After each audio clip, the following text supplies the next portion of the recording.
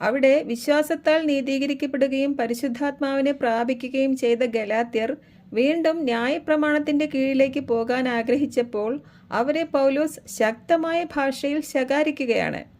ഹേ ബുദ്ധിയില്ലാത്ത ഗലാത്യരെ എന്ന് വിളിച്ചുകൊണ്ട്, ന്യായപ്രമാണത്താൽ നീതീകരിക്കപ്പെടാൻ ഇച്ഛിക്കുന്ന നിങ്ങൾ ക്രിസ്തുവിനോട് വേർപെട്ടുപോയി, നിങ്ങൾ കൃപയിൽ നിന്ന് വീണുപോയി എന്ന് പറഞ്ഞുകൊണ്ട് ക്രിസ്തുവിലുള്ള വിശ്വാസത്താലാണ് നമ്മൾ നീതീകരിക്കപ്പെടുന്നത് എന്നവരെ വീണ്ടും പറഞ്ഞു മനസ്സിലാക്കാൻ പൗലോസ് പ്രസവവേദനപ്പെടുകയാണ്. അപ്പോൾ ക്രിസ്തുവിലുള്ള വിശ്വാസത്താൽ നമുക്ക് ലഭിക്കുന്ന നീതിയുടെ മഹത്വം എത്ര വലിയതാണെന്ന് നമ്മൾ മനസ്സിലാക്കണം. കൃപയുടെ ഈ സുവിശേഷത്തിൽ വിശ്വാസത്തിനുള്ള പ്രാധാന്യവും ന്യായപ്രമാണത്തിന്റെ പ്രവൃത്തികളാൽ നീതീകരിക്കപ്പെടാൻ ശ്രമിച്ചാലുള്ള കുഴപ്പവും പൗലോസ് അപ്പസ്തോലൻ പറഞ്ഞു മനസ്സിലാക്കുകയാണ് ഈ 2 ലേഖനങ്ങളിലും.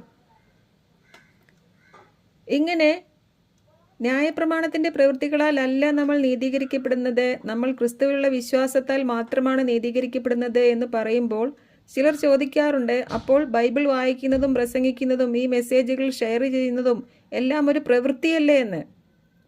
സഹോദരങ്ങളെ, കൃപയുടെ സുവിശേഷത്തെ തെറ്റിദ്ധരിക്കരുത്. ഒരു ചെറുവിരൽ പോലും നമ്മളിനി ആർക്കും വേണ്ടി അനക്കണ്ട എന്നല്ല ഇതിൻ്റെ ഒന്നും അർത്ഥം. നിങ്ങൾ എത്ര സൽപ്രവൃത്തികൾ വേണമെങ്കിലും ചെയ്തോളുക, എല്ലാത്തിനും സ്വർഗത്തിൽ പ്രതിഫലമുണ്ട്. എന്നാൽ രക്ഷ പ്രാപിക്കാൻ ക്രിസ്തുവിൽ വിശ്വസിച്ചാൽ മാത്രം മതി. ന്യായപ്രമാണത്തിന്റെ പ്രവൃത്തികൾ ഇന്ന് രക്ഷയ്ക്ക് ആവശ്യമില്ല എന്നാണ് പറയുന്നത്. എന്ന് പറഞ്ഞാൽ കൊല്ലുകയും ചെയ്യാം, വ്യഭിചരിക്കുകയും ചെയ്യാം, മോഷ്ടിക്കുകയും ചെയ്യാം, എങ്ങനെ വേണമെങ്കിലും ജീവിക്കാം എന്ന അർത്ഥമല്ല അതിനുള്ളത്. എല്ലാം ശരിയായി മനസ്സിലാക്കുക. ന്യായപ്രമാണത്തിന് നമ്മളെ വിശുദ്ധരാക്കാൻ കഴിയില്ല, എന്നാൽ ദൈവത്തിൻ്റെ കൃപയ്ക്ക് നമ്മളെ വിശുദ്ധരാക്കാൻ കഴിയും. വരും ദിവസങ്ങളിൽ നമുക്കിതെല്ലാം പഠിക്കാം.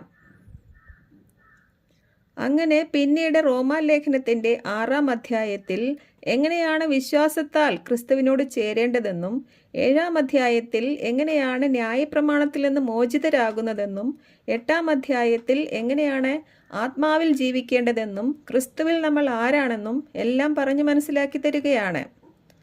തുടർന്ന് 9, 10, 11 അധ്യായങ്ങളിൽ ഇസ്രയേലിന് എന്ത് സംഭവിച്ചു എന്ന് പറയുകയാണ്. ഇസ്രയേൽ ഇനി എന്നാണ് രക്ഷ പ്രാപിക്കുന്നത് എന്ന് പറയുകയാണ്. പിന്നെ 12 മുതലുള്ള അധ്യായങ്ങളിൽ ന്യായപ്രമാണത്തിൽ നിന്നും ഒഴിവുള്ളവരായ നമ്മൾ കൃപയ്ക്ക് കീഴിൽ ജീവിക്കേണ്ടത് എങ്ങനെയാണെന്ന് പറയുക.